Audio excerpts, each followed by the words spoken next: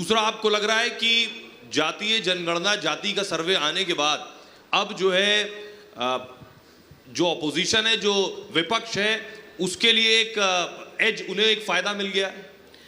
देखिए, सबसे पहले तो मैं ये क्लियर कर दूं कि मैं यहाँ आई थी विमेन रिजर्वेशन पर बोलने के लिए। मुझे कहा गया था, तो मुझे अचानक से यहाँ पुकारा गया और जाति पर बोलने के लिए कहा गया। मैं इसके बहुत ज़्यादा इस पर बोलना नहीं चाहती थी, लेकिन जब आपने सवाल किया तो मैं यही कहूँगी कि मैं इसलिए इसके पक्ष में हूँ, गणना के, जातिगत गणना के, क्योंकि अभी भी जाति के नाम पर बहुत सारे वर्ग के लोग, बहुत सारी महिलाएं, बहुत सारे लोग पिछड़े हुए हैं, उन पर अत्याचार हो रहा है। अगर ये गणना हो जाएगा तो निश्चित रूप से हमें पता चल जाएगा कि किसकी कितनी संख्या है और उसके हिसाब से फिर पॉलिसीज़ बनेंगी।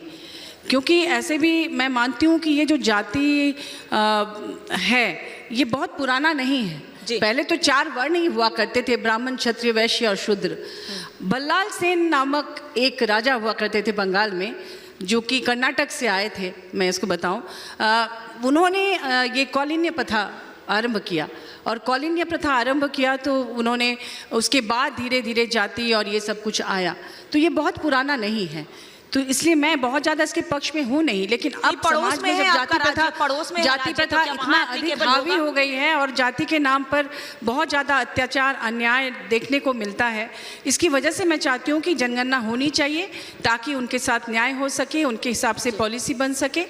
और मैं झारखंड से बिलोंग करती हूँ, तो हमारे झारखंड में 50% रिजर्वेशन पंचायत चुनाव में है, हमारे माननीय मुख्यमंत्री हेमंत सोरेन जी ने किया है। देखिए, मैं महुआ जी तो बगल से ही हैं, झारखंड से हैं, यूपी से ओपी राजभर जी हैं।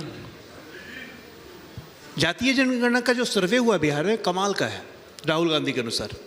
आपने कहा कि क्यों राहुल गांधी? हिंदुओं की संख्या ही नहीं है भाई साहब, हिंदुओं की संख्या ही नहीं है। मैं 0.5% हूँ बिहार में, ओपी राजभर जी 0.25% हैं बिहार में, महुआ जी की संख्या 0.1% है बिहार में, झारखंड में 1-2% होगी। राजपूतों की संख्या 2% है, ब्राह्मणों की संख्या 2.5% है, कुर्मियों की संख्या 3% है, कोयरियों की संख्या 2.25% है। लेकिन 1-2 व्यक्तियों की संख्या सबसे ज़्यादा है। एक यादव की संख्या 14% है, मुसलमानों की संख्या 17.2%। ये सबसे इंपॉर्टेंट आप बात समझिए। राहुल गांधी क्या कह रहे हैं? जिसकी जितनी संख्या भारी उसकी उतनी हिस्सेदारी। तो सबसे बड़ी संख्या किसकी होगी बिहार में? मुसलमानों की ना, 17% दीजिए उनको आरक्षण। यादवों की हो गई ना, 14% दीजिए उनको आरक्षण। एक मिनट, मैं आपके सवाल पे आ रहा हूं, मैं आपके सवाल पे भी आऊंगा, आप चिंता ना करें।